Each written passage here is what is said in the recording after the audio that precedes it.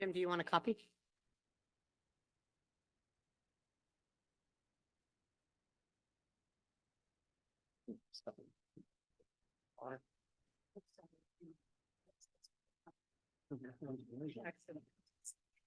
That's okay. I'll tell you. Stay a little further away. I had my 3A, whatever it is. That's the actually pretty good. Okay. Welcome to the April 18th, 2024 Design Review Board meeting. I'm wearing a mask out of the abundance of caution. I guess we'll do the court call to order and a roll call at this point. Thanks. Board Member Rosner, Here. Board Member Malat, Board Member O'Dorisio, Here. Chair Kim. Here. And at this point, this is a time when the audience can provide any oral communications to the board on an item not on the agenda. And you have 3 minutes, and so we'll first go to the live audience to see if there's any comments to anything that is not on the agenda. And then we'll move to the virtual audience. Is there anybody from the public who'd like to make a comment? Seeing none. We'll go to the virtual audience. Chair Kim, there are no public comments from the Zoom audience. Okay, great. Next we'll move to the staff briefing. Is there any staff briefing to the board? And welcome back. Oh, thank you. I was going to say, it's really nice to see you guys in person. Nice to be back. I don't have any briefings at this time. Okay, great. Next we'll consider the minutes from last meeting of April 4th. Anybody have any comments or like to make a motion to adopt them? I'll make a motion to adopt the minutes from. Okay, we got a second. We'll just take a voice vote. All in favor, say aye. Aye. Anyone opposed? Hearing none, then the motion passes 1, 2, 3, 4, none opposed, and 1 is absent. The next, we'll open up to the public hearings, PH number 1. So just so that everyone in the audience is aware of the process. The applicant has a 5 to 20-minute presentation, and then the design review board can ask questions to the staff or the applicant. Then it's an opportunity for the public, both alive and on the audience, to speak. If you do, you have 3 minutes for each speaker. Please state your name and your address. And then after the public testimony period, the applicant has a 5-minute opportunity to respond. Then the hearing is closed to the public and the design review board will deliberate amongst themselves.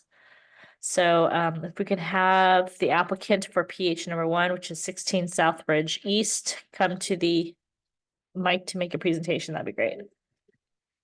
So this is an appeal of the decision of the community development director, and there are different procedures that we need to adhere to.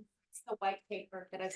Yes, the appeal procedure. Okay, So there isn't it's a different timeline and a Yep, different yep. presentation. sorry about that. Yes, It's okay, thank you. Yep. So the appellant makes a presentation. So basically the staff may make a 10-minute presentation, then the appellant makes a 10-minute presentation, then the applicant has 10 minutes. And then the time limit may be increased, but each side must be given equal time. And any interested member of the public after the 10 minutes by the appellant and then the applicant has 3 minutes each. And then there is a time for rebuttal for the appellant up to 3 minutes and then the applicant. So this is the appellant for PH1. Thank you. Did you, as the design review board, want any preamble from staff with respect to how I arrived at this discussion, or is it clear enough for you in the staff report? I think it would be great for the edification for the audience as well as the board to determine to outline the criteria that and the guidance given by the municipal code to review these decisions. Okay, Thank you. so it's going to be really quick. I definitely don't need the 10-minute time period. I just wanted to kind of go over it. So this was brought forward to us for removal of a protected tree. And so when we look at what do we do for these removals, there are certain findings that we have to make or factors that we have to find. And we look at the condition of the tree with respect to hazards, proximity to existing structures, or interference with any utilities. So from a safety perspective, we also look at, is there a necessity for removal or alteration of the tree in order to develop property? So when you guys are looking at new proposals for property, there are occasions where we do have removals of trees or outcropping of trees that need to be removed. So that's another finding. And is the topography of the land an effect of the tree removal or alteration on protection from wind, soil erosion, or increased flow of surface water? We didn't find that to be the case. The number of trees in the neighborhood and the effect of the removal or alteration of the tree on the character of the neighborhood, including privacy impacts on the neighboring properties. So we did find that this tree is a character type of tree, so we couldn't make the finding. And have we used good forestry practices? In other words, has the property given support to the tree? And based on the arborist report, we can see that there was some significant trimming of the trees that do have some effect on that.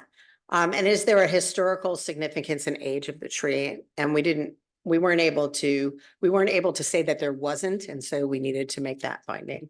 So as we looked at this, the denial was based on the fact that the tree was not found to be in bad health. There's no development that requires removal of the tree to permit the removal. The removal of this tree will have an impact on privacy as well as neighborhood character. Keeping the tree supports the municipal code in requiring the protection of these types of trees. So that's how we arrived at it. And I think that was really our analysis that, we see a lot of these types of applications that we have to deny as a result of it being a protected tree. So this is not the first time. I will just add that you, as the design review board, first are the final decision maker on this. So there's no appeals process after. And what you can do is just you can affirm, reverse, or modify the decision of the planning director per the code in 15A8 in the Okay. section. Okay, under 15A 6C 1 through 6, so there are 6 findings to factors in making this decision. Do all 6 have to be found, or how does that work? When looking at these factors, is it a portion of them, all of them? We look at all of them. You have to. so Yes, if we have to all be of- able to find that. all 6 points. That's correct. Okay, that's So, really clear. with respect to some of them, we would say that like the historical significance and age of the tree, we feel that's there. So it's a factor for not denial. And we kind of go through it that way. Okay, so all 6 have to, That's correct. you have to make findings on all 6 factors. That's correct. Okay, thank you. That's really helpful. Does anybody from the review board have any questions? Yes, Andy. Dina, is this a heritage tree? This isn't a heritage tree. It's a protected tree. What's the protected, what's the definition? All oaks are protected trees. All Oaks are, sizes? yes. There must be Sir. 150 on my lot. That's why we look at them all of the time, and there are some that have diseases that we allow to be taken down, or some that had development associated with them, so they would be brought down as well, allowed to be removed. Okay. Great. If we can bring up the clock, and I want to make sure that everyone has their fair time to make a presentation. Oh, sure. No worries. Are we presenting, are we opening up the slide projector as well?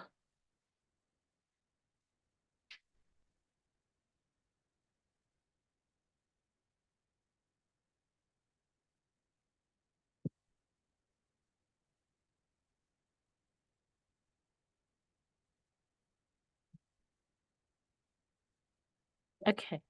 Okay, I'm gonna terrific. turn the lights off. Sounds great.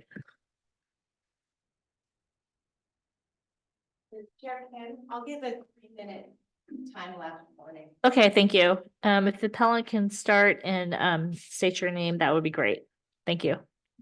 Yeah, I'm Andrew Thompson. I own 18 Southwood East, next door.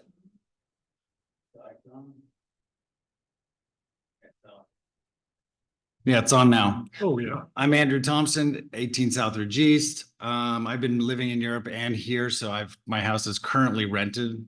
I'm not in it at the moment. But I'm maintaining it and maintaining the garden. Everybody loves oak trees. They're wonderful, especially when you're out in Sonoma, hillside, 2 acres of grassland around them. But in dense suburban environment, big homes on 1/4 acre lots, they can quickly become not nice, impactful. This tree that we're talking about right here, I planted this. It's David's property, but at the time when I was in high school, we were actually cultivating that area with that owner's approval at that time. We had pine trees before that, beautiful rhododendrons underneath. We knew those got too tall in people's views. They already had planted the oak to take its place. It went up and it is now too big. It's just unruly. And it was always planned obsolescence. I am on the 3rd cycle of trees on our property since 1965, when my family first built our house.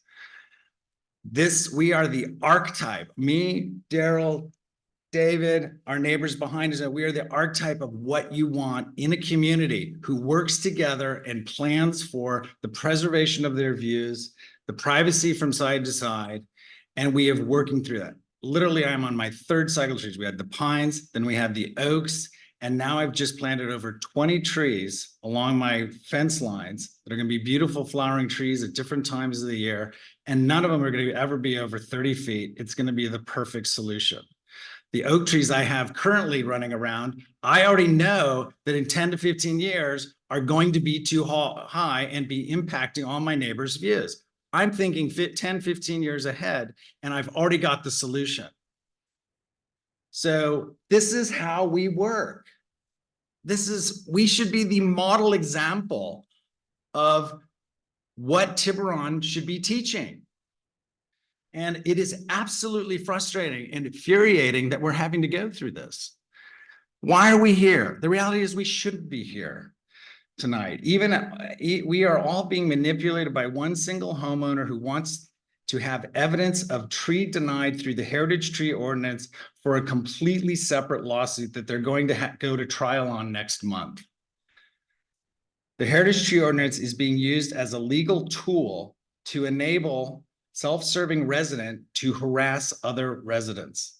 Additionally, the town manager and staff had the opportunity to, if the town staff and manager had the opportunity to learn more about the impacts that we are dealing with, I believe that this permit would have been approved. The original application was very brief because we couldn't believe for a second that this would be denied.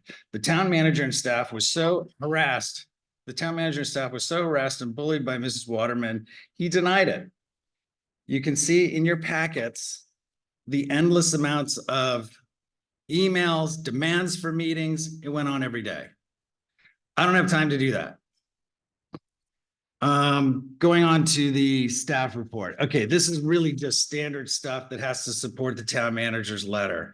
Okay, it does hit my solar panels. I was up there in December for the millionth time having to clean my gutters out because of the wind, because of the leaves and everything.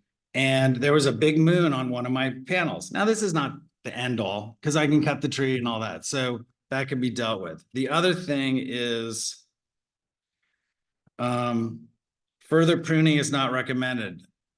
We've been pruning this over and over. We should have cut it a long time ago. It's just getting too tall and unruly. I really thought the tree was sick. It's dripping this black ooze all over the ground and it's creating a problem. Most importantly, and my, how are we doing in time? Okay. So believe it or not, storms, they come from the south, counterclockwise low pressures. All the wind comes this way. I am the depositor. It is like a catcher's mitt of everything that drops onto my garage roof. I'm in commercial real estate. I deal with big buildings. I know how to do proper drainage. It is so impacted that this turns into a reservoir, and it's now destroying my drainage because it's going up under the flashing and then into the wood and the walls. So it is only 6 feet from here to here. Fire department requires 10. It is only 4 feet right here. I've already cut a branch that was all over the top of the roof already. Oh, finally, we have the PIP. Again, Dave and I, we planted the replacement trees 10 years ago. They can't grow because the oak is shadowing them and is so impacting their growth, they can't grow. So we have our privacy issue taken care of, and it's gonna go up and also shade the side of cover that side of my house, so it's not such an apparent thing for his entry hall. We've got this all figured out. We've been thinking this. We plan for 5, 10, and 15 years ahead, and this ordinance is throwing a wrench into it. It should be eliminated. Daryl? Okay, 4 minutes. Stop passionate up. Okay, members of the board, my name is Daryl Devaney. I put this. I live at 44 South West, just across the street from Andrew and David. I'm here tonight to support Andrew and David in our appeal, but I'm also here to assert my right to seek restoration of my views, which are being obstructed by David's oak tree. According to the staff report, the issue of view is not a part of the consideration for removal of a protected tree. This seems to be in conflict with Chapter 15 of the Tiburon Municipal Code, titled View and Sunlight Obstruction from Trees. 15.7a, restorative action includes but not limited to the following: 4, removal with replacement plantings; 5, removal without replacement plantings; or 15.8b, any alteration or removal of protected trees will require a permit. That seems to imply that you could remove the trees. So why remove the tree instead of topping or pruning it? Because restoration of my view would require removing so much of the canopy of the tree that it would basically kill it. 2.5 minutes. So what rights do I have?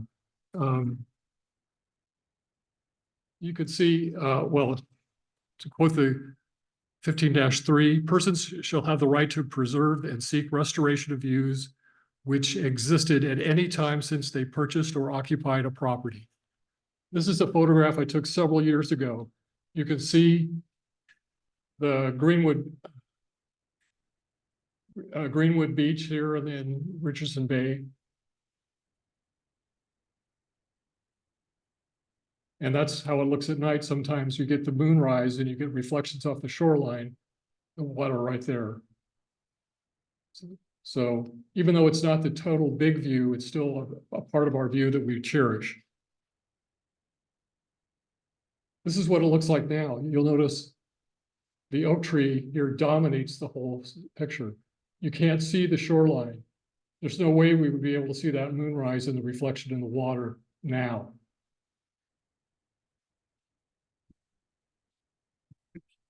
So these pictures were taken, by the way, from the prime viewing area on 44 Southridge West.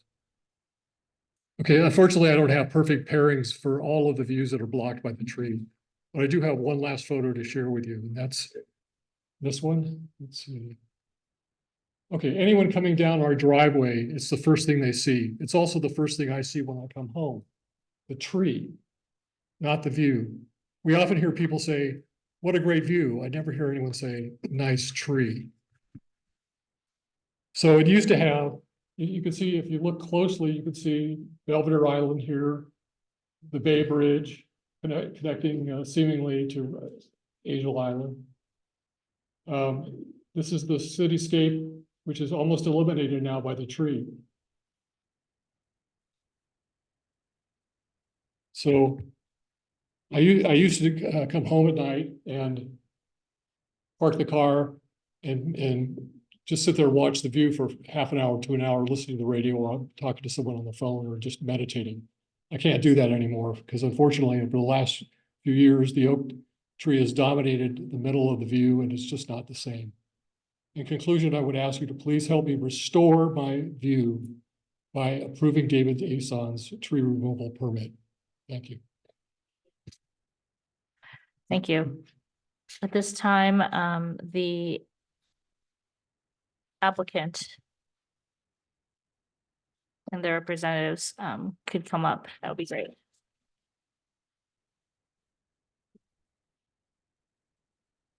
I had a quick question for staff, but we'll do it after.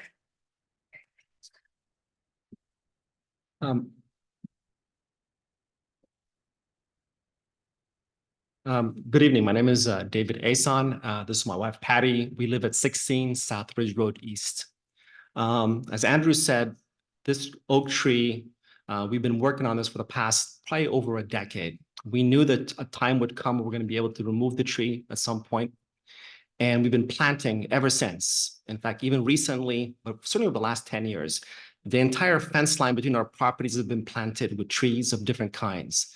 If I was smart enough, I'd tell you the varieties, but I just don't know. I know we have a couple of Japanese maples and a bunch of other stuff in there, but none of these are actually growing because they don't get any sunlight. The major issue that happened over the last probably 5 or so years, this tree's been dropping a lot of leaves.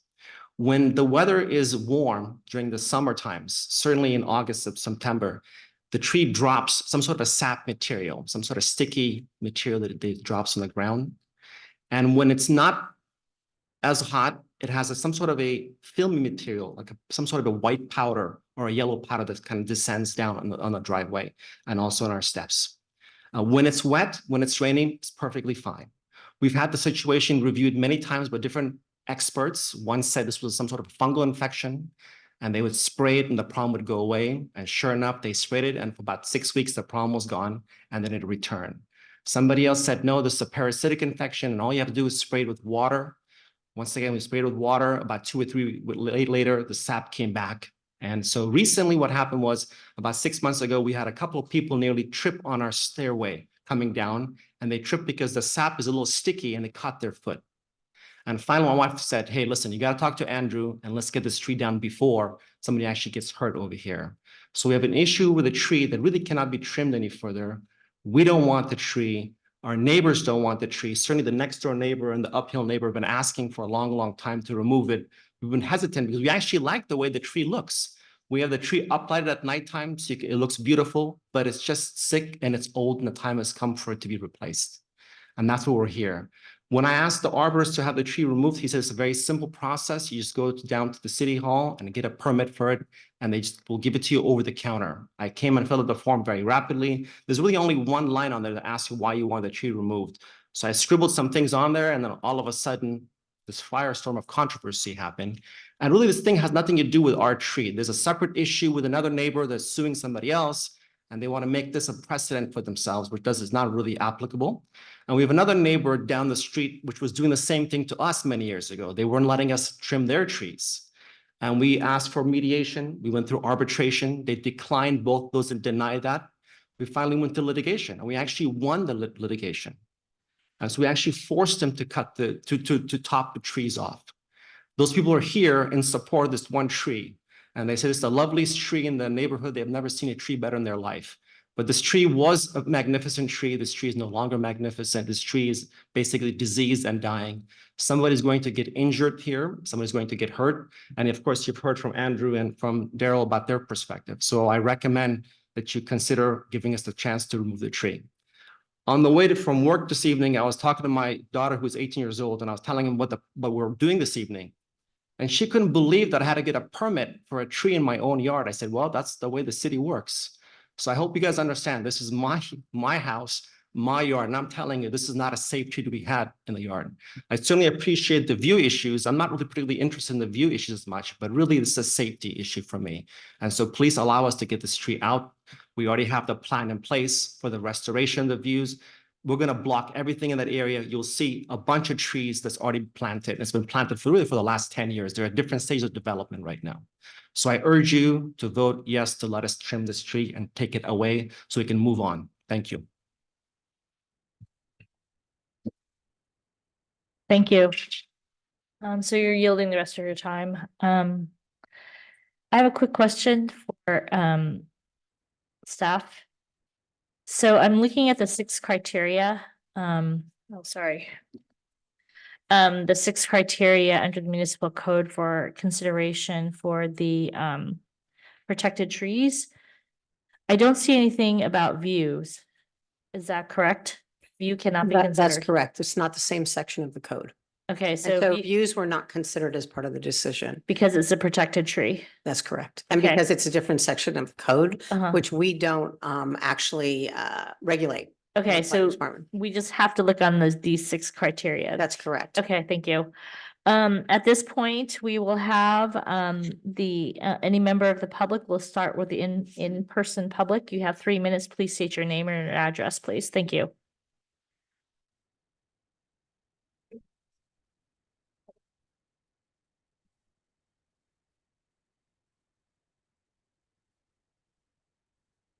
Hello.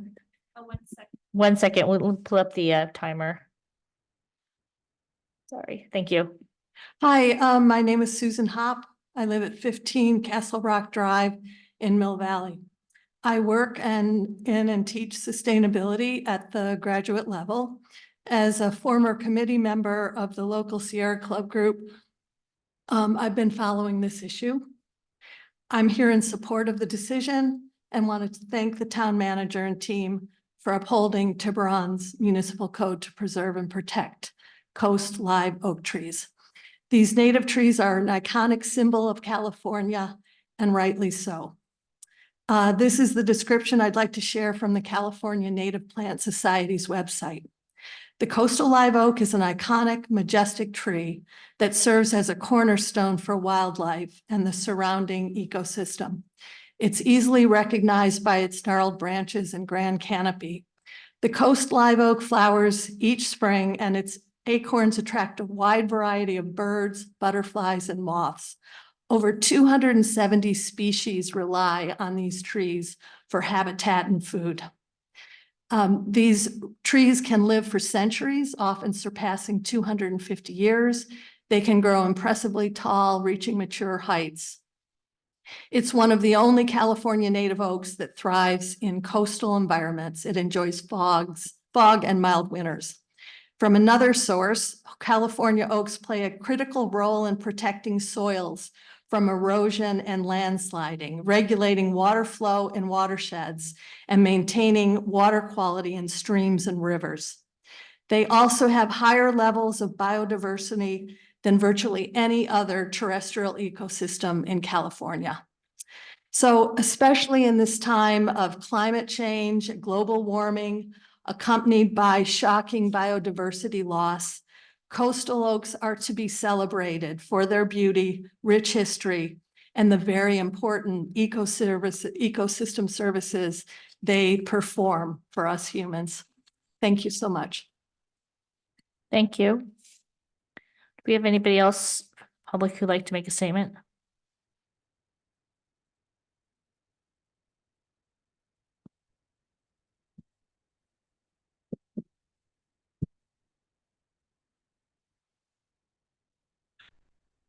Evening. My name is Vera Veale, and I live at Sausalito, California. And I'm a newcomer to the area and have lived in Europe for 18 years. I have a property in France where I do have a very large oak tree, and I have a particular affinity and recognize the importance of oak tree that bring to the whole biodiversity and to the whole forest management. I also worked for the UN for many years and have been involved in the negotiations on climate change and know the importance the tree bring to our environment and to preservation of course, of our soils.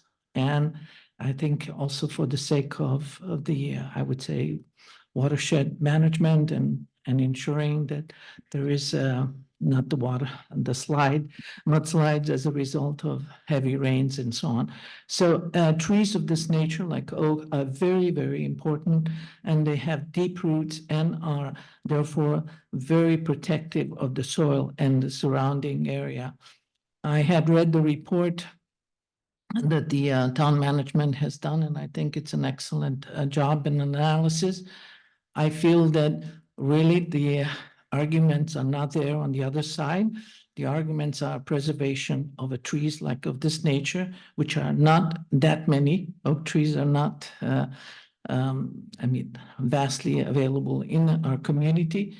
I don't see, looking at the background of the and the area where the tree is located, that we have really too many trees. On the contrary, I think I'm seeing more and more trees being cut down in the area, which is unfortunate, and I hope that would not be the trend. So my recommendation and my comment is that it would be important to preserve this tree. Last point that I want to make also, that in recent discussions at Sausalito City Council, there was a similar decision brought in the community where I live. There was a request to remove a Italian stone pine tree. And it took several discussions and discussion of that point. Ultimately, it was decided to keep the tree in the community. One of the points was that it was creating sap or other things on the area and so on. In the end, the council voted in favor of maintaining that tree. Those are my points. Thank you.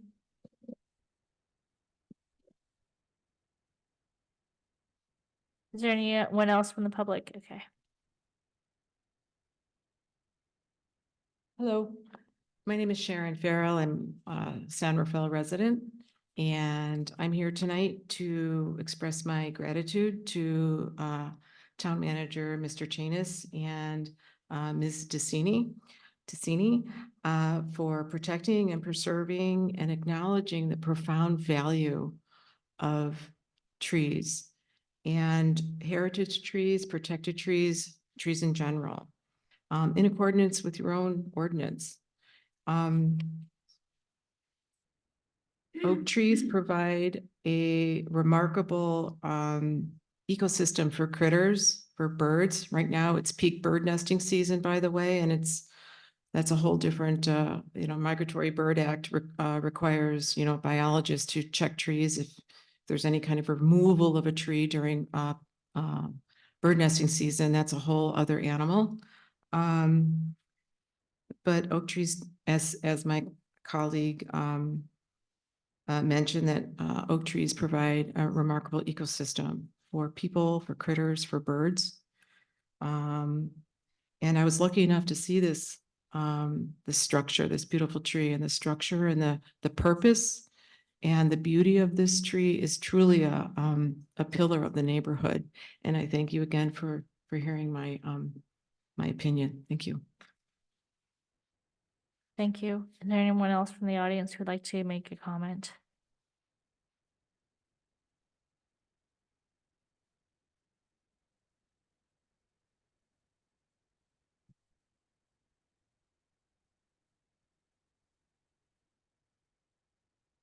My name is Jeff Baylor. My wife and I have lived at 47 South Ridge Road West for 30 plus years. And yes, so we actually, unlike the last three people, actually live in the neighborhood just upslope from where the tree lives. We and other neighbors are greatly concerned with how this permit was initially denied. For your awareness, we and two other neighbors are, as mentioned before, in a legal dispute with the president of the Reedlands Property Owners Association, President Lalita Waterman. Over the summer of 2021, we attempted discussions with the Watermans regarding a cluster of their trees and vegetation that has been blocking a number of neighbors' views for a very long time. As that went nowhere, we then delivered October 1st, 2021, our formal initial tree claim. In mid-September 2021, out of the blue, the Watermans ran unopposed for president and treasurer of the RPOA for the first time. We continue to attempt collective discussions with the Watermans about the trees and vegetation and view impacts. And after 3 occasions of the Watermans last minute canceling a site visit, we realized the next step of legal action was the only means to resolve the views. And that was filed on January 31st of 2022. Immediately before that, the Watermans held an RPOA board meeting, and the outcome were adopted resolutions for trees and views in the Reedlands. And a summary email was later sent out to some of the neighbors on this. In her email, Waterman indicated it was facilitated with neighbors' input and guidance of town staff. I'm not aware of any non-board member neighbors, certainly none on our street, that were solicited for input. These changes were made to benefit the Waterman's current tree issues. Here's why. Summary of the 4 tree resolutions. No restorative action may be required concerning any tree the base of which is 300 or more feet from any point inside the complaining party's dwelling. Note, this is a direct reference to my tree issues with them, and Waterman referenced the same 300 plus feet in correspondence to me back in April 2021. Cost of litigation and any restorative action whereby the complaining party shall pay 100% of both parties' attorney's fees in the event that his/her claim is finally denied or no restorative action is ordered, and 100% costs of the initial restorative action, as well as any subsequent restorative actions if the view obstruction occurs later. By the way, restorative equals trimming, thinning, windowing, topping, and removal with or without replacement plantings. So Less March than 3rd. 30 seconds. March 3rd, 2022, Waterman tries to get the town of Tiburon to approve her proposed ordinance amendments to the section 1510 of the tree claim preparation. Fortunately, at the end of the town's Zoom meeting, they voted down accepting any of her urgent change requests. To wrap up, with respect to this tree permit issue, here again, we understand the RPOA president has been working to influence the denial of this tree removal permit of a coast live oak requested by the owner and multiple next door neighbors. Once again, we have a conflict of interest because Lolita Waterman is in pending legal action over her own view blocking trees, one specifically a coast live oak. Her motive is to establish this denial as a precedent, which she can then try to leverage to her own benefit during her June tree view trial. Thank you. This is Thank you. extremely inappropriate. Thank you. Is there anyone else from the public who'd like to make a comment? Okay, oh.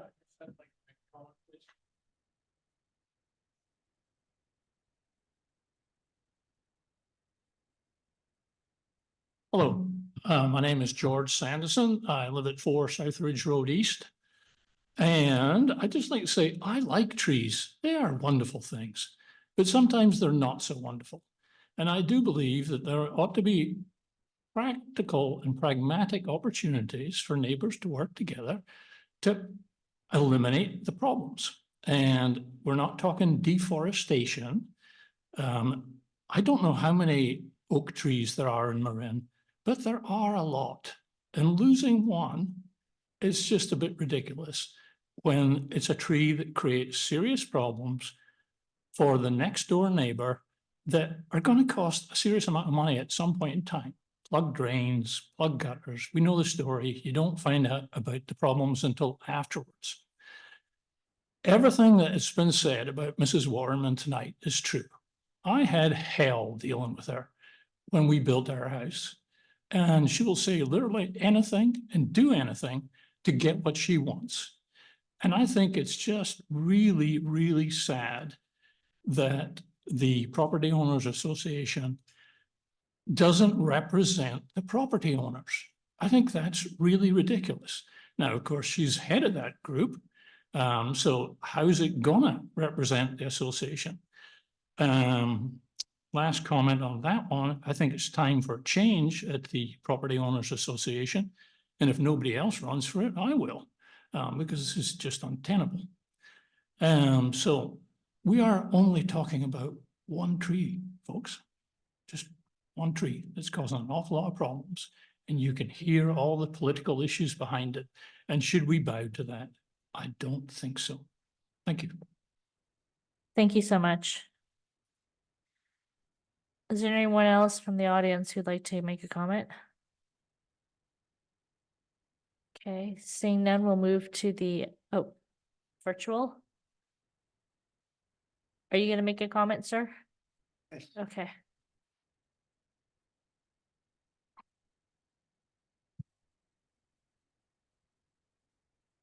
My name is Alexander Mortazavi. My wife and I reside in number 12 Southridge East, 2 houses from the subject property. We attended when we received the don't count this on my time. We attended this meeting when we received the application for appeal because we felt obligated to come here and prevent the destructions of another beautiful oak tree. We have found substantial amount of trees in our property, but 2 trees were totally removed, one removed and one butchered by 2 arborists hired by Mr. Efson to supposedly trim our trees for them. One was in March of 2018 and the other was last month, this March. The actions of these, I should say, egregious and deceptive actions of the 2 arborists were not coincidental. They were planned, coordinated, directed, and then performed by 2 arborists because they carry the saw. It is unfortunate that some of our neighbors will try to destroy the beauty and serenity of this lovely town for the sake of expanding views that they did not exist when they purchased their houses.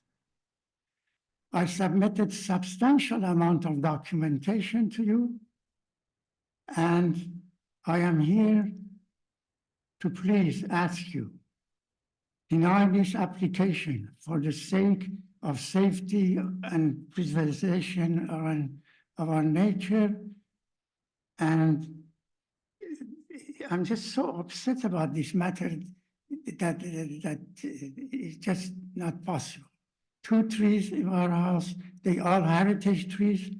They are protected trees, and they were destroyed by 2 greedy arborists who performed these acts.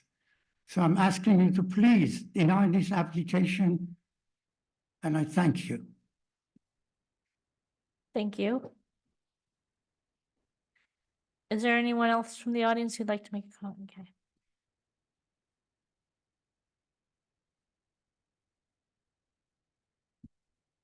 My name is Ladan Mortazavi, and my husband and I, we reside at 12 Southridge East for the past 45 years, just 2 doors down from Mr. Ehsan's home. And I have submitted a letter for your review, and I'm here today asking, please deny this application. Thank you. Thank you.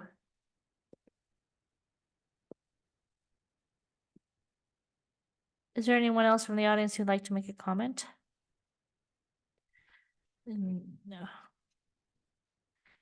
Anyone else from the public who'd like to make a comment? Okay, can we go to the virtual audience and see if there's anyone there?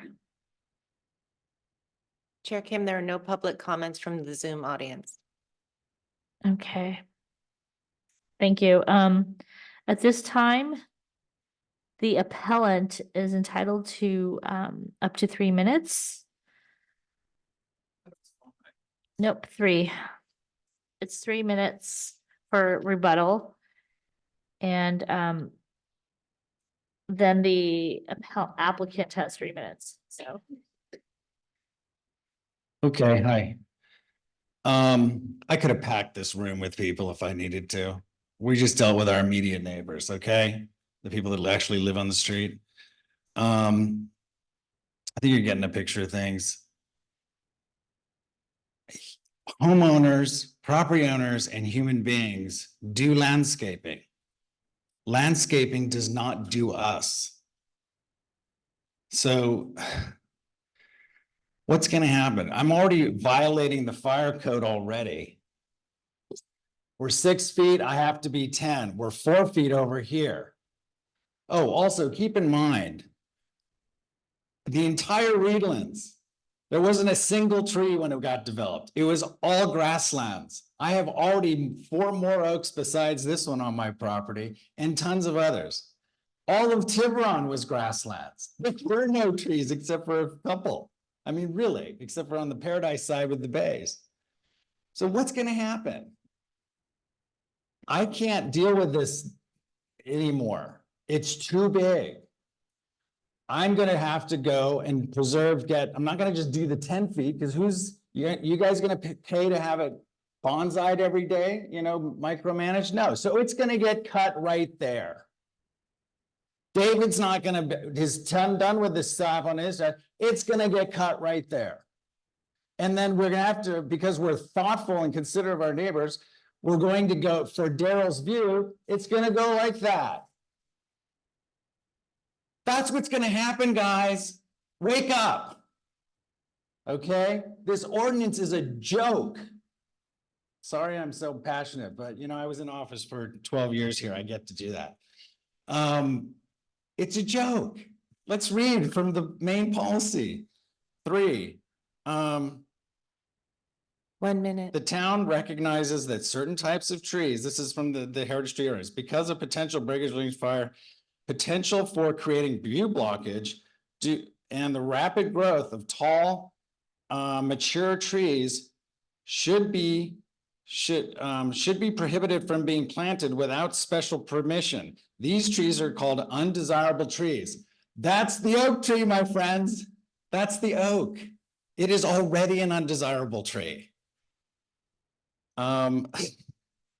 Policy 5, single family and 2 dwelling zones should have the freedom to determine the nature of their private landscaped surroundings. You've taken that away.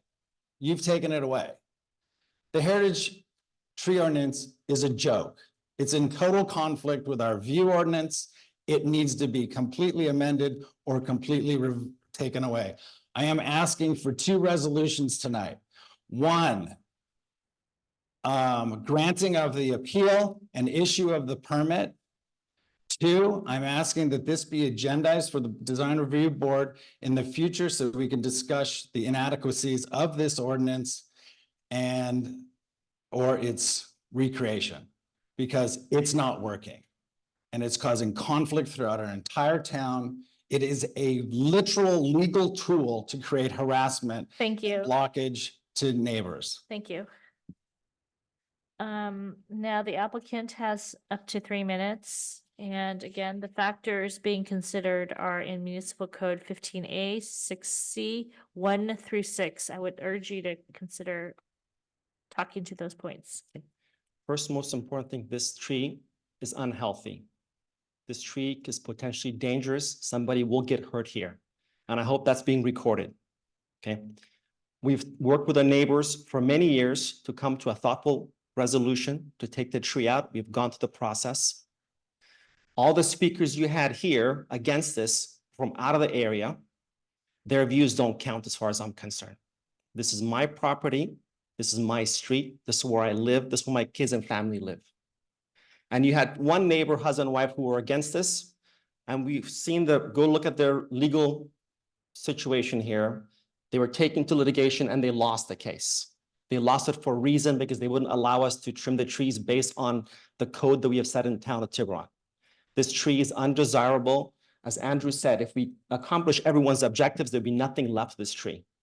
So I urge you to please get us a permit to remove the tree for safety, to avoid hazard. My name is Clarissa Lexon. David and I live in 16 Southridge East. And I love trees too. I love the trees in Mill Valley. I love the trees in Sausalito. But this sick tree, this oak tree is in our own yard. And it's, as soon as you enter the gate, it's right there. And it's sick and it's dripping sticky things on the floor. I almost fell down a couple of times. My kids fell down. And it's just enough. It's in our own yard. It has nothing to do with anybody else. It's blocking views. It's hazardous for Andrew's house. So I beg of you that consider this, please. Thank you. Thank you. Okay, at this time, I guess we will close the hearing to the public and consider the appeal. And I just want to urge that we're reviewing, we are not a legislative body. We basically carry out what the ordinance says, so we can't really change laws or rules, and unfortunately, that's our role. The other thing is, I just want to confirm with the town council, what we are considering is whether or not the factors have been met. The 6 factors, there's very specific 6 factors have been met. So I think what we should do as a board to organize this discussion is let's go through each one. If we can make the finding, because we have to meet all 6 findings in order to either support or deny the appeal. So the first says yeah. I have a question of our attorney. May I ask him? Sure. The last 10 pages of the Tiburon design guidelines for hillside housing are all about trees. And they have a relevance here because of the view and so forth. Is there any reason why we can't bring that up? Because Wait a Because minute. it's a wait a minute, protected I'd like an tree. answer from Yeah. And Dina, you can jump in, but there is a different section in the code that deals with views and trees. you. This is a guideline, not an ordinance. Right. Dina, do you want to jump in? How do you guys normally handle? So normally how we handle this is through the tree ordinance for removal of trees. We don't look at the view part of it because we're not supposed to be regulating that. According to the code now, it's between property owners that deal with their views. We don't deal with that part. There's a mediation piece. There's a piece where you and your property owner have to figure out what to do. We don't regulate views. It's the sunlight part of our ordinance. Your guidelines are not what we rely on. We rely solely on the code. So there's a piece of the code that talks about trees, and then there's a piece that talks about sunlight and view. So it's very It's a different. policy of the town that you don't take into account something that has been adopted for 40 years now. Well, most of what's in there has to do with views and not with removal or preservation of the tree itself. But by narrowing the focus, you're not taking in the arguments of a significant portion of our homeowners. How does that? So I would say that when we look at these types of issues, we do not look at the design guidelines. We look at the municipal code itself. Okay. And the code spells out a way for these view disputes for property owners to, deal with it themselves, figure it out among themselves, and the town is not a part of that decision. So here it's about removing protected trees. Sir? The public hearing's been closed. Thank you. I have a question for staff. Are you? Yeah, go ahead. With point number 4 of chapter 15A-6C, is there an objective measure when considering that, or is a subjective measure for the board to decide? Do you mean with the one that talks about the number of trees?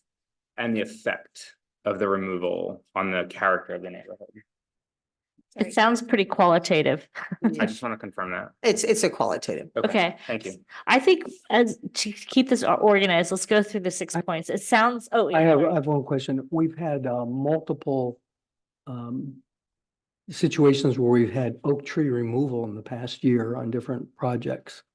Why did those not come up under this ordinance? So if you're looking at them when you're looking at a development project, actually, one of the findings here has to deal with, we look at the tree, we look at the landscape plan, and if that outcropping of trees, or if that tree needs to be removed as part of the development, we take that into account when you're looking at the design.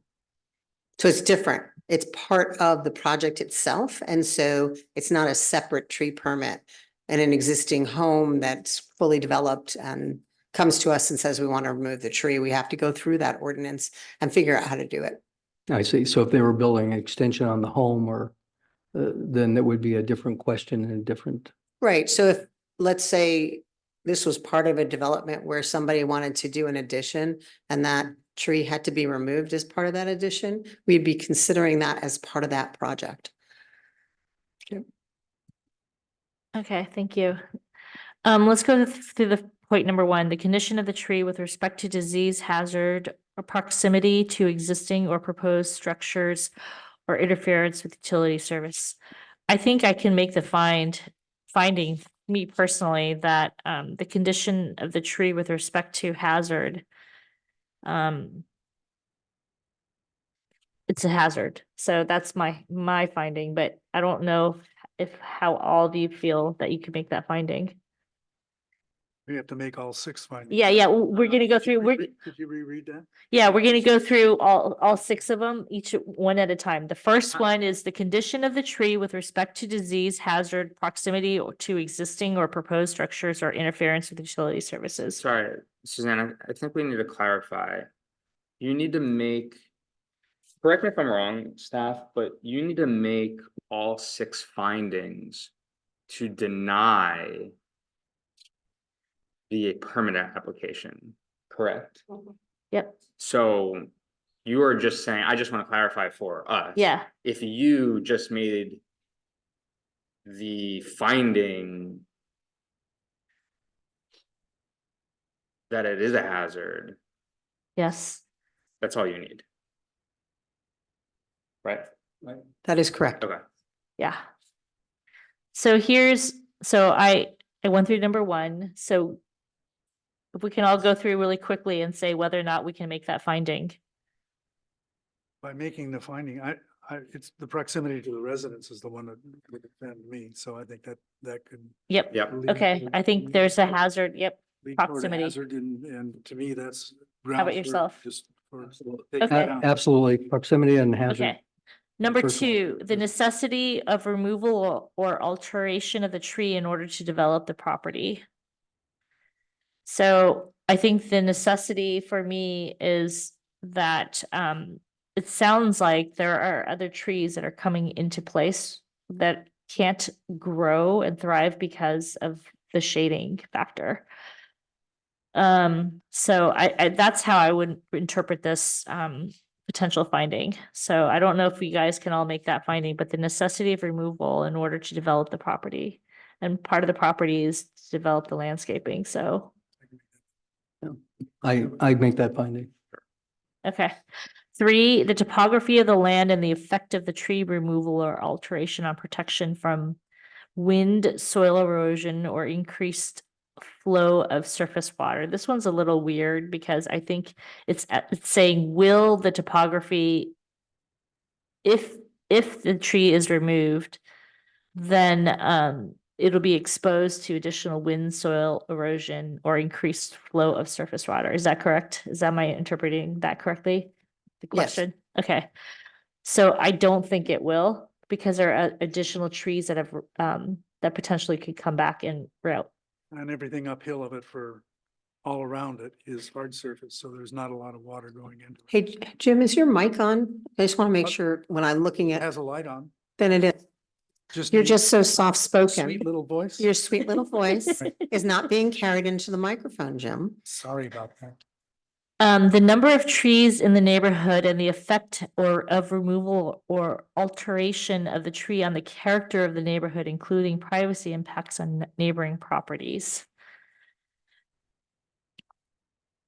In my opinion, there's no privacy impact caused by that tree because it's already been cleared all the way up to approximately the roof height of the, it's, when the bottom 20 feet of the 30-foot tree is not providing privacy. It may have been providing it when it was planted 40 years ago, but it doesn't provide any privacy now. So it's. Okay. I'd say the same. I don't see there's any evidence of that. Okay. Good forestry practices, the number of healthy trees that a given property will support. So I think this is gonna be windowing and or allowing sunlight to hit the trees that are trying to take root. The problem with this tree is it's been cleaned out on the inside, so there's a crown of about 3 to 5 feet of green space. If you prune the green off the tree, particularly at the top, it will be like creating a bald spot on the top of the tree because there's no foliage left there. So if you prune 5 feet down the tree, you would lose all of the green spot in the center. On the sides, it slopes down, but it's like a hollow shell. So I don't think this is going to survive a pruning I mean, of any significance. you know, good forestry practice is also about thinning. It's not necessarily about preservation. This is what we've learned in forestry in California is that all the forests are overstocked and we have a kindling issue. We have a potential bomb in some of these forests, right? So, I would like to make the point that we have a potential bomb in Tiburon and it's getting worse every single year. and then the final point is the historical significance and age of the tree. I don't believe that there is any historical significance of this tree, but that's, That was clearly stated at the beginning of the Yep. meeting. yep. Okay, so does anybody want to make a motion? This is a very convoluted motion. It's a double negative.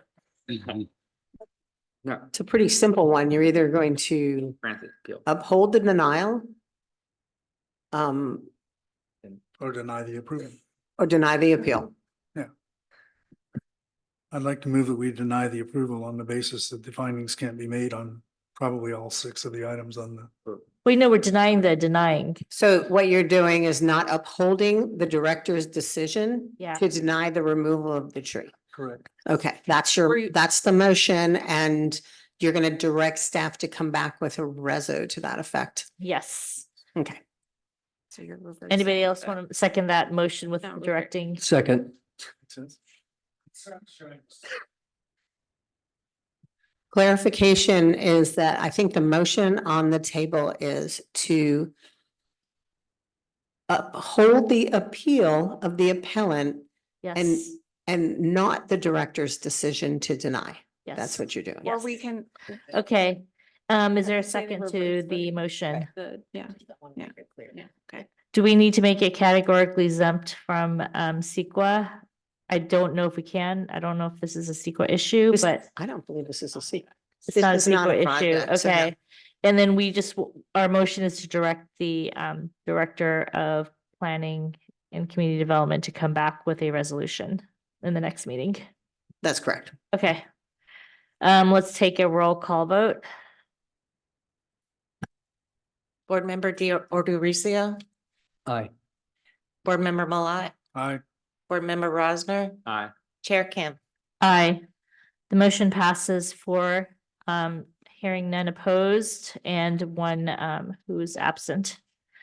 Next, we'll move to PH2. PH2 is dealing with 283 Cecilia Way. If we could get the applicant here, the applicant has 20 minutes to present. And then if we can kind of keep it quiet, we're still moving along, guys. And the typical procedure where we have the public provide 3-minute testimonies. And then the applicant has 5 minutes after that, and then the design review will close the hearing to public testimony. If we could keep it quiet back there, please. Thank you.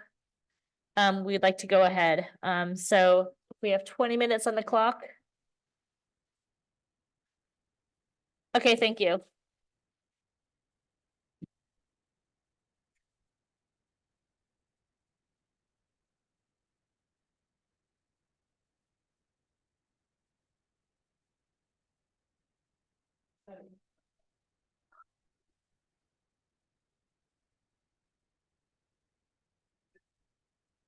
Okay, thank you.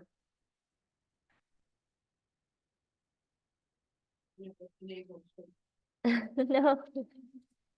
It's fine.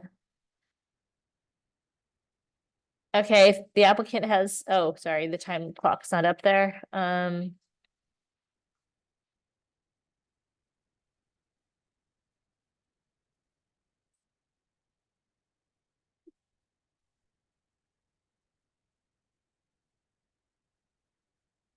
Okay. Wait 1 second, we're waiting for the clock. There we go. Okay, thank you. Please state your name and address. My name is Kerry White. My wife and I own 283 Cecilia Way in Tiburon, and I'm sorry we're here again. We've made great progress since the last meeting. And basically, why are we here again? Basically, nothing we're going to talk about tonight should be controversial in our opinion. We discussed this extensively and agreed to the following on the July 20th, 23 DRB hearing, that our finished floor height would be 100.57. And we would have our exterior window height, rough opening heights to be 7 feet from the finished floor as agreed. Tonight, I intend to show that our request is consistent with all our previous agreements. We have complied with all our neighbor requests. Our neighbors have not demonstrated good faith. Our neighbor expectations are egregious additional condition to our project, and our request does not impact neighbor privacy at all. So in the July 20th DRB hearing, which is the meeting minutes are in your package, we talked about floor height quite extensively. And we had mentioned this thing about 100.57 is the intended floor height. And it's our intention to keep the finished floor at 100.57. And we also agreed at that meeting that we would do everything we could to build it within the story poles because of some error we made. And I think I appreciate everybody coming and visiting our project site to see how we did crush the roof to accomplish that goal, which was to meet the expectations of neighbors, that we'd build within the story pole guidelines and still have our floor height the way it is. So I'm very proud of that, we accomplished that. All of our original elevations, so this is a slide from July 20th that talks about this. And if you'll see in that slide, we're talking about the floor elevations. This is from the July 20th hearing. And we had a slide here showing the window height of being 7 feet from that level.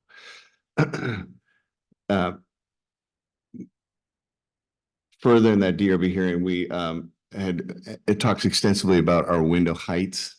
And one of the concessions we made was to reduce our ceiling heights from 9 feet to 8 feet and our window heights from 8 feet to 7 feet. And this was talked again. It's also in the notes here on the lower page of page 4. They reduced all window heights to 7 feet instead of 8 feet. And on page 5, we talked about they'll reduce all door and window heights, and the garage door also down to 7 feet from 8 feet.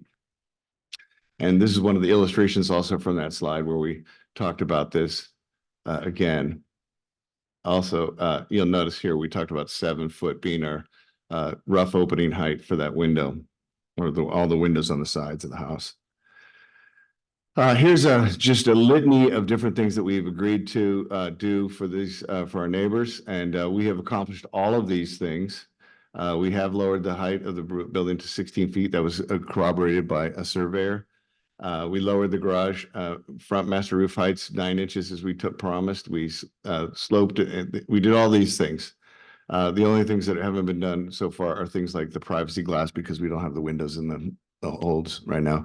We did successfully put in the first of the condenser units on the roof, and it has the air deco cover that reduces the noise on the condenser units by 30%. That was successfully done today. The second condenser unit will be installed tomorrow with also that same cover. Here, once again, we talked about reducing all exterior window heights from 7 feet to 7 feet from 8 feet. Okay, so we don't make the rules of how these things are done. And unfortunately, when we submit our building plans to the building department, our architect did not change the finished floor height on the plans as we had agreed to at the July meeting. What he did was he showed a much lower level. And so, you know, our neighbors are scrutinizing our project very carefully and they found this error. And that resulted in a work stoppage and we had to resubmit our plans. And we really had only two choices in December. We were ready to pour our foundation. We had certified that the elevation was as planned at 100.57. So choice one was a staff review, amend only the floor heights to 157 or 100.57. And leave the exterior elevations the same, effectively lowering the window rough openings by 8 inches to 6 feet 4. The other option was a DRB review, but the next DRB meeting was until January 1st. So that would be amending the floor heights and amending the exterior elevations to reflect 7 feet. Once again, we're summarizing again, if we approved, we went with the first option. If approved by the staff, we might be able to pour a foundation in December, which was our goal. If not, if the neighbors appealed, the earliest time it could be heard was with February 1st. That's what the hearing we just had in February. The other option, of course, was if we went for a full DRB review, we'd have the first hearing be February 1st, and then the neighbors potentially would appeal. Now we'd have to go to town council that would push our foundation pouring into March or later, who knows. So we opted for the first choice, and our revision was approved on December 20th. Unfortunately, it was appealed on January 3rd for reasons I still don't quite understand, but it was appealed. That appeal was heard on February 1st, and the appeal was denied. So we poured a foundation on the 6th after we had affirmed that our foundations and everything were correct place. And we started framing right after that. But in those revised plans, it clearly showed an awkward height adjustment of these windows. If we kept the window heights at that 6'4", which was the elevations on that the incorrect drawings that were submitted, here's showing the difference between the 6'4" and the 7-foot interior door heights that we believed was agreed to in the July 20th hearing. So on February 1st, the DRB denied the appeal. We poured our foundations on the 6th. We began framing shortly after that. One of the things that Jim was really concerned about, and we appreciate that, and we spent a lot of time and energy to make sure this happens. We wanted to meet the goals and objectives of being within the Story Pulse plans as we promised, and we had a surveyor come out and certify that we had accomplished all the exterior dimensions that were agreed to on July 20th. So why the delay? Why didn't we deal with this window thing earlier than today? You know, we're afraid of another stoppage, to be honest with you. We want to get far enough along so we get the house window waterproofed. And if there was another stoppage, we could address that and be able to continue on. So we elected to wait until March 27th to address this windows issue. It's not because we're trying to play games or anything else like that. We just need to protect ourselves and move forward. So we did it on March 27th after we had framed the house and after we'd received the survey confirmation that we comply with all the agreements and after we sufficiently waterproofed our house. So here is the change on the west side. We're talking about windows just going up a little bit. Once again, 8 inches is the rough opening height. We're changing. The rough opening is going up 8 inches. Here's an illustration showing that difference between the 6'4" and the 7 feet. And wanted to highlight the fact that we're using these European tilt and turn windows that have a pretty thick frame. That frame is around 5.5, 6 inches. So the actual glass height with a 7-foot rough opening is 6'7". So it's not really far off that 6'4". And I think it's in the spirit of what we were talking about before. This is, once again, it's not a taking away of anything. It's just a fact that these windows are, what we're talking about is rough opening, not the actual opening of the windows. So privacy is only one window purpose though. Windows are really important for every house. They play a key role in making a house a home. In our case, the essential purposes of our exterior windows are natural light, outside views, visual appeal, and insulation. So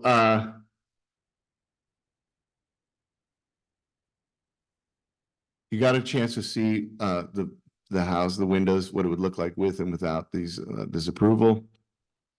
The fences on both sides of the house are 6 feet or higher. Looking out the window as a 6 foot tall person, I cannot see over the windows on either side. If they're concerned about seeing the light from my windows over the fence, I mean, their windows are taller than the fence too, and I could see their light if I actually look out. So I'm not really sure I understand exactly what privacy concerns they have. If they're concerned about seeing into my house, I really don't care about that. If they're worried about me seeing into their house, I really don't plan to look in their house, but I also have the window heights, as you see, I cannot see over their fence as I'm standing on the floor in my house. So I think I've demonstrated that our request is consistent with all of our previous agreements. We've complied with all of our neighbor requests, and there are many. Our neighbors have not demonstrated good faith. They've not really shown us how we could do anything. And if anything, every single time we come to the hearings, they're appealed. So we came out in June, we had a problem, we had to go address those problems. We came back in July, that we were approved in July. That approval was appealed to the town council. We've had other issues that come up with respect to side fences and everything else, and everything is appealed. This adjustment was appealed.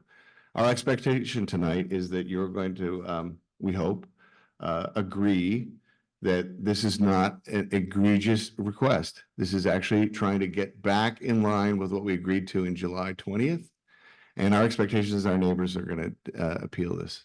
And if they don't appeal it and you don't accept our request, we're going to take it to the town council because we think we've been a good neighbor and have done everything we possibly can to meet the expectations of our neighbors on either side.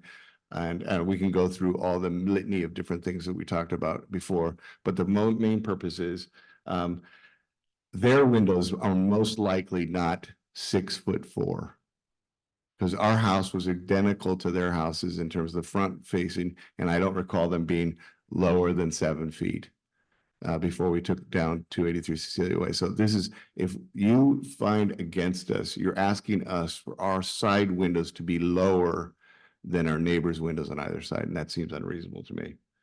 So I don't believe our request impacts neighbor privacy at all. If I can be shown that it does, I mean, please do. I believe that your approval tonight is going to finalize the corrections necessary because of our architect's inadvertent mistake when we submit our building plans. Thank you. Any questions to the applicant? I do. When you put in your finished floor, how many inches is that going to be above the concrete? Oh, it's a 1 inch. It's gonna be 1 inch. It's a limestone floor, so it's basically 1 inch above. So the current windows as drawn right now, when I was there on the site with you, the top of the glass where the frame hits is about the height of your All the measurements we're talking about tonight are finished floor heights. So actually the framing for the rough opening is actually 7'1". Yep. And then the measurements here are all from finished floor, not from where you're standing. But can you either deny or I guess agree with that when you are standing next to the opening of the new proposed window height, the glass is slightly above your head? I'm sorry. If there's two glass heights, if you approve our request to have a 7 foot rough opening, Yep. the glass would be above my head by a roughly 7 inches. If you don't approve us tonight, the glass will actually be at my head level. Okay, thank you. Yeah. That's really helpful.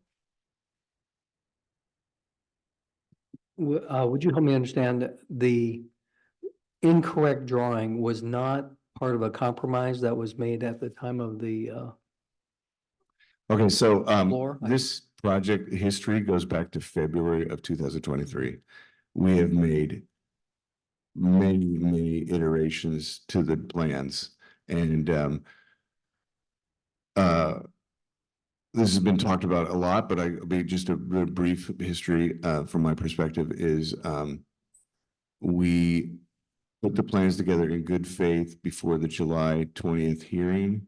And shortly before the July 20th hearing, Jim Fitzgerald correctly noticed a problem with the story poles, that they seemed a little bit low.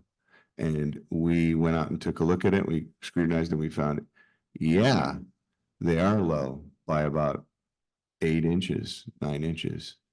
And we went back and took a look at everything. We discovered that the floor height was not correct on the plans. And so we had a mea culpa at the July 20th hearing where we said, this is wrong and this is what we're going to do. And this is how we're going to make it right. And what we did was we said that we would make the house fit underneath the story poles rather than come back again later and put the poles up. So the house is actually, because of our mistake, 9 inches lower than we had intended. And that had a lot of consequences to the building of the house. We couldn't do what do you call it? Trusses. If you look in the area where the roof rafters and the ceiling rafters are, it's only 7.5 inches. We had to really crush the roof to make that all work. And I'm very proud that we did. We did make it work, and we heard our neighbors, and we did what we had to do to meet the expectations of them based on those story poles, even though they were lower than they were intended. So I'm not sure if that answers your question. It does that way. I'm still trying to understand how the window height. Oh, okay. was So affected. anyway, what ended up happening, so we agreed to this, we had this problem, we had discovered this, we had to reduce the back, the clear story height to 16 feet from 1711. There was a lot of changes that had to be in the architecture and the geometry of the house.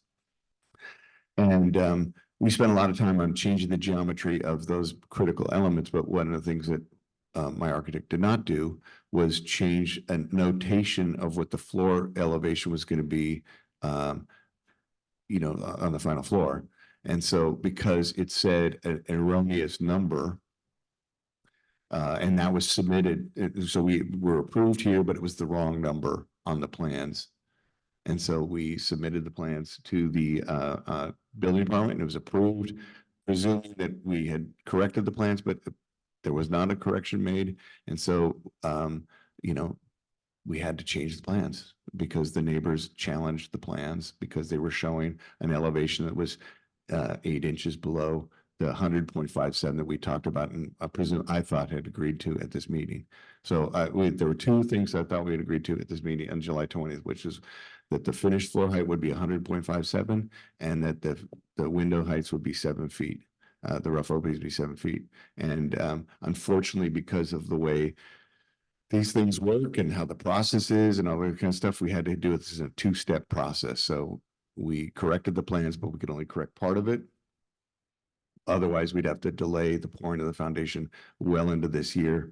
And our goal was really to finish the house originally in December. But, you know, since we got pushed out because of the first appeal and pushed out by the second appeal, we thought we're shooting for June.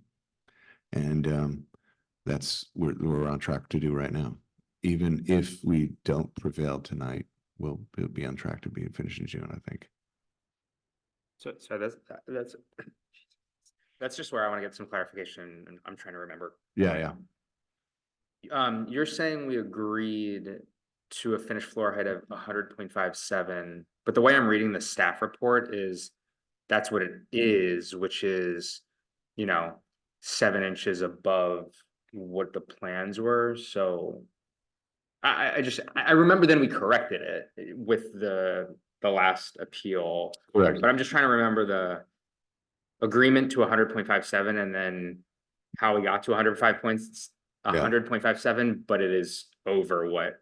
So originally our intention was to have the finished floor height be above the 500-year floodplain, which would be 10 feet.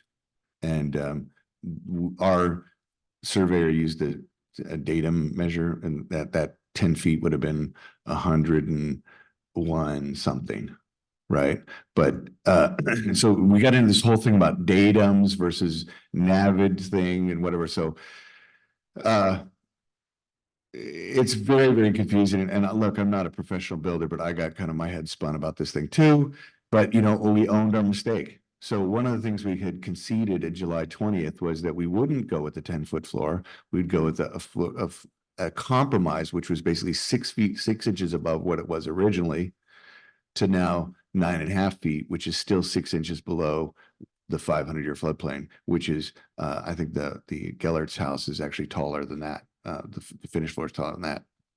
So our house is actually artificially crushed down. And another thing we did to compensate for that was now we're using all basically waterproof flooring in the rear of the house, except a couple exceptions.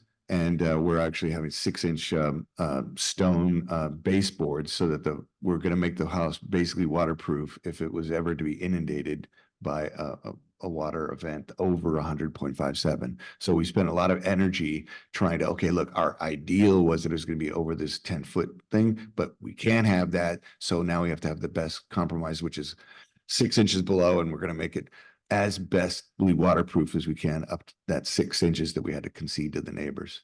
So 100.57 was what was talked about on July 20th. 7-foot windows was talked about July 20th. Unfortunately, when we submitted the plans to the building department, that numbers didn't happen on the paperwork or on the plans. And so we had to resubmit, but we had to do some things to gerrymander the side windows because we couldn't address both at the same thing without having to come back to the DRB. So we addressed floor elevation first, poured the foundation, built the house, and now we've certified that it's all under the elevations that were agreed to. We can certify that all of the things that were agreed to in that meeting have been done as best they can be done at this stage of construction. And then now we're here to talk about the window heights, which we would like the DRB to agree with us that this is what was previously agreed to and is reasonable for a house in this neighborhood. And I don't know if that addresses your question. Okay, if there's no other questions, then we'll open up to the public for discussion. Please come up to the mic and state your name and your address, and you have 3 minutes. Thanks. And we will wait until the there. Great, thank you. Okay, ready, set, go. Hello, my name is Jim Fitzgerald. I live at 287 Cecilia Way. It's nice to see everyone again. I think we now have passed the 1-year mark on these meetings. To begin with, the design review process for the building permit on this project was rather long. Because of privacy concerns, one of the most contentious areas was the height of the windows on the sides of the property.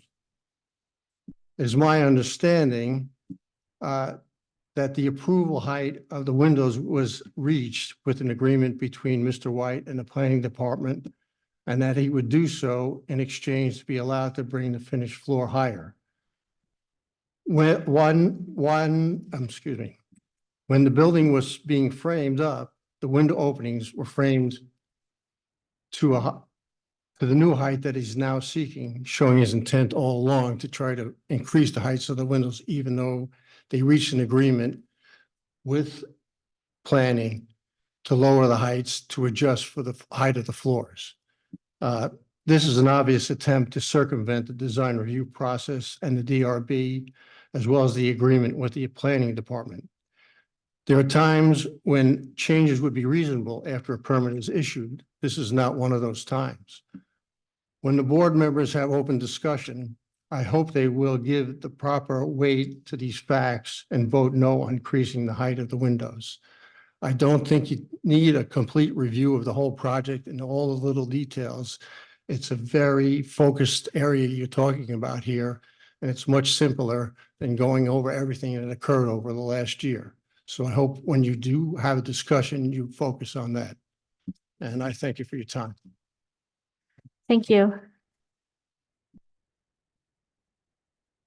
I just hand out because mostly came to see my property, but I understand everything that wasn't home.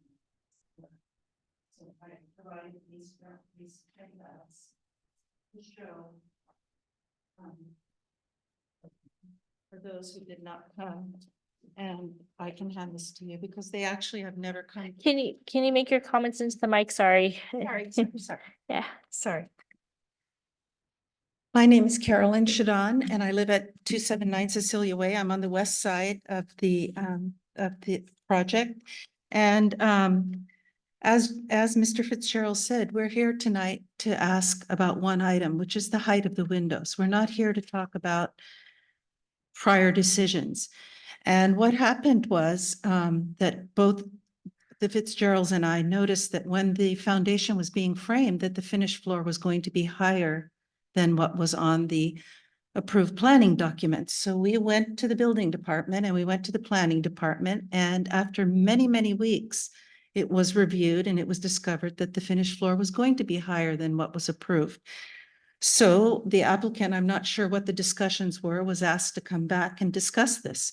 And I happened to be here in the building when I overheard a conversation between Mr. White and Dina.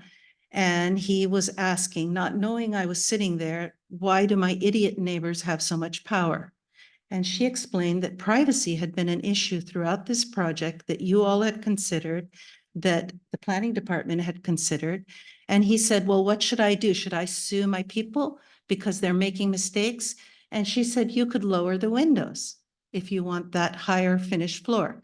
I would also like to state that the windows that you see in the picture, that lower blue line, is the height of my windows. I have 6.5 foot high windows in 8-foot ceiling rooms. And that is normal. And so I don't understand why we're here again today. And it seems to me that the applicant just wants what he wants. And this is a visual.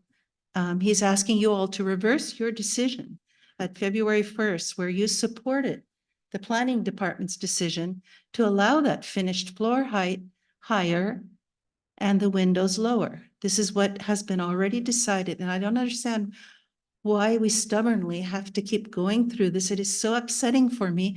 I got out of my shower the other day and I looked straight at what's going to be Carrie's room, the higher window height, and I started crying. This is just so upsetting.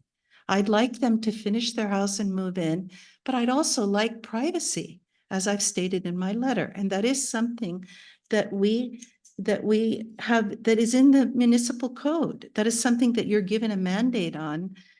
And it's called a guiding principle for municipal code 416-52.020-H-2. And all along, you have supported that. The planning department has supported that. So I'd like you to deny this and continue to support what the original decision was. Thank you. Thank you. Can you check to see if there's anybody online who'd like to make a comment? Chair Kim, there's nobody on the Zoom audience that would like to comment. Okay, thank you. If the applicant would like to speak, you have 5 minutes. Yeah, I'll make Let's- this really quickly. Once again, Kerry White, 283 Cecilia Way. 1 second. Yeah. There, okay. So, I'm sorry the neighbors believe we've tried to circumvent the process. I think actually we've done everything we can to go through the process. That's why we're here tonight. We've provided extensive slides, extensive documentation of what was talked about before. This is not a change from what was talked about before, either about the floor height or the window height. The problem was an architect made a mistake on some plans that was caught by the neighbors, and we had to correct that mistake. And the process we had to go through in order to complete our project on time was to do this a 2-step process. It's not about trying to pull the wool out from anybody's eyes. It's about how do we move forward. And I think the windows that the pictures that Carolyn brought are terrific examples actually of what we talked about before, because you've all visited the project site, and this bottom blue line is roughly at the top of my head. So there's there's no way to see this window. I don't know how she took this picture, but there's no way that she could see this from her window without being up above. So once again, this is showing the top of the window, and nobody can see out this particular part because it's actually, up above 6.6 feet 7 inches. So once again, I'm sorry we're here. I apologize that we're here. I apologize that my architect made some errors. Unfortunately, I understand this can happen, and we've paid dearly for this in terms of time and your time. and money to resolve this thing, but I think the house actually really looks terrific. And it fits the neighborhood, and our windows, I believe, are no higher than the windows of either of our neighbors on either side. If you look at them from the street, you can see their windows are roughly 6 feet something above the floor, and that's what we're talking about here too, when you count the frame size. So that's pretty much all I have. Thank you very much. Thank you. Any questions, the applicant? I do have one quick Yeah. question. Can you make a quick comment? There's talk as I went through these old records of a 8-foot hedge. Is there plans or just the option to have hedging or any more privacy barriers between the two houses? I didn't understand that when. Well, once again, we had talked about a lot of different solutions to address privacy. We've made offers to the neighbors to pay for the increased height of the fences on the other side. Those were denied. We've talked about putting hedges, different kinds of hedging in. Those were talked about extensively, but weren't really settled, as I recall. Our intention is outside of each window. I really don't want to look at my neighbors, so our intention is to have some kind of foliage in front of each window and to block, for our privacy, honestly. So, both neighbors sadly have gotten up on ladders and talked down to me from their side of the fence. And, we talk about privacy all the time, but nobody's really talking about my privacy. And we're doing our best to try to do what the DRB wants us to do. We believe in this process, honestly. This is a really important process where we talk about issues and about intent. But honestly, you approved many other projects in the neighborhood with higher windows than ours. 251 Cecilia sailed through, and those windows are at least 8 feet high, if not higher, 9 feet. And 266 Cecilia Way's got higher windows than us. And many houses have higher ceilings. But we agreed to all these things that the neighbors wanted because of these, hyperbolic discussions of or hysterical discussions about privacy. We have no intention of invading anybody's privacy. We just want to build our house. That's all we want to do. So I don't really understand. I don't see, when I'm standing on the floor, I can only see fence. I think I showed each of you that.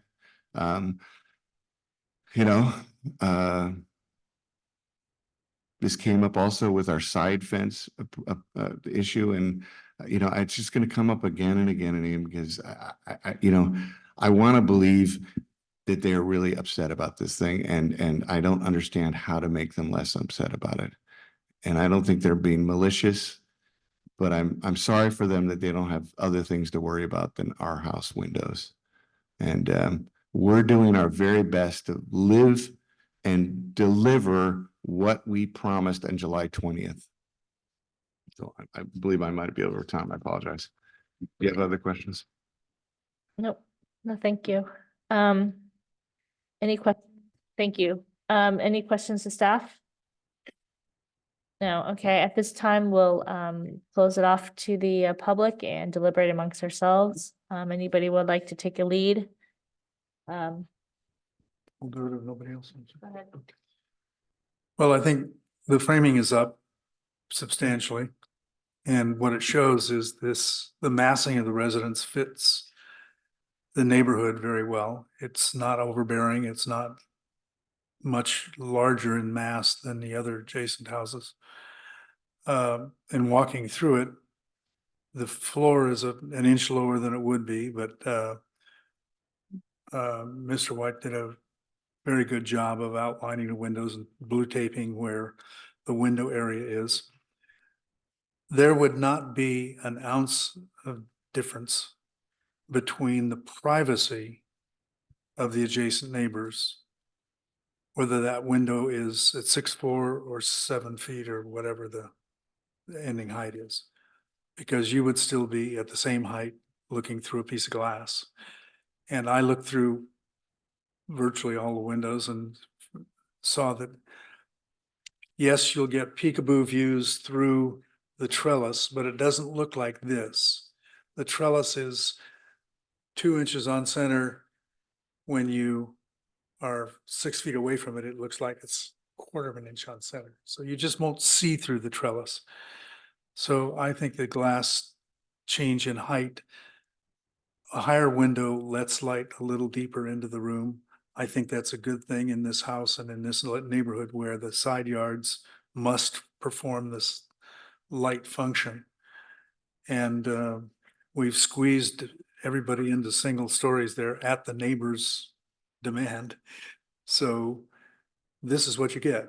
You get pressure on the side yards. And I don't think there's any alternative to it. And I would say that the mistakes were not intentional and look to me to be resolved effectively and efficiently. Yeah, I share your view, and agree. I think, you know, from what I remember of our previous discussions of this project, we were mainly concerned about, and the neighbors were concerned about, the height of the roof and the mass of the house. And again, what I'm remembering correctly is that 7-foot height of the window was kind of a proportional guideline, not a, we're putting it at 7-foot windows because of to minimize the privacy issues. So I think that was more of a, you know, a solve for the height of the roof, which was the main concern. I too visited the property and you know, walked around for quite a while in the framing and didn't really think that there's this additional height is a problem. I actually think 6'4" windows is very odd. Yesterday I went in my room, in my like darkest room, and with a window, and I measured it up, and it was 7 feet, and the glass was 6'7", and it's exactly what this is going to be. So to think, I know we had the discussion last time when it was different, that we were, you know, I understand the process and the challenge of the process and why that happened, but I think we thought that was weird when it came up, and I think certainly it is, you know, just not a practical kind of thing to enforce, given, you know, mistakes happen, and I don't think it's a material impact. So I would be in, you know, in favor of the change in the elevation of the window height. I would like just clarify that. Was there ever this quote agreement between Mr. White and the planning department? I never saw a statement that changed that 7-foot height. I looked through many notes and I never saw anything other than a 7-foot description. Was there ever I don't have an agreement. You guys are the ones who made that determination. So I actually don't have a written agreement. No. I mean, we accept plans if you want to say that as an agreement, but I don't have a written agreement per se. Okay. Yeah, and then I'll just say the design of the house is dramatically different with the shorter window height. And I do not understand how you lose privacy from a window that you are too, you know, obviously too short to see through. Yeah. Yeah, I mean, the analogy is your eyes here, whether the window's here. I mean, you're not gonna see more or less. And I think having the mock-up in the windows and just seeing the relationship of a person next to the top of the window was very elucidating. So I was just like, wow, that's really short. And I can't see how natural light can actually come in. So I'm in support of this modification.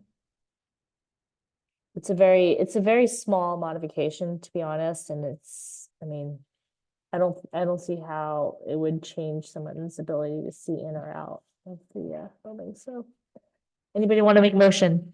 Oops. I'm trying to figure out what it is. Motion to approve the Resolution. There's a resolution in the packet, so you'd want to adopt the resolution. Sorry.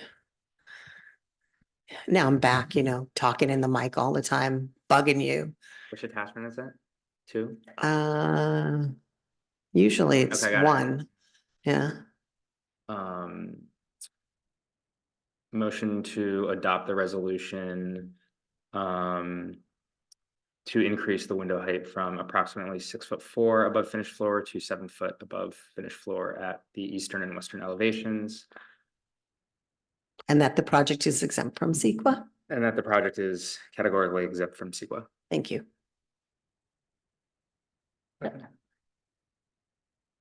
I'm wondering if that should say that they increased the window height rough opening, which has implications. But anyway, If you want to change the reso, that's what you would do. I think what we did was say on the eastern and the two sides that those would be increased. so the effect of changing the rough opening to 7 feet, actually, it's not really 7 feet. The top of the glass is actually lower. We measure windows with the. Rough window opening, open- with yeah, the rough With the window opening. Yeah, opening, yeah, so it's okay. 7 feet. Got it, okay. Anyone want to second the motion? Okay, I think Jim already okay. did. Seconded. Okay, we'll just take a voice vote. All in favor, say aye. Aye. Aye. All opposed? Hearing none, the resolution passes 4-0 with none opposed and one absent. Thank you so much, and this concludes tonight's hearing.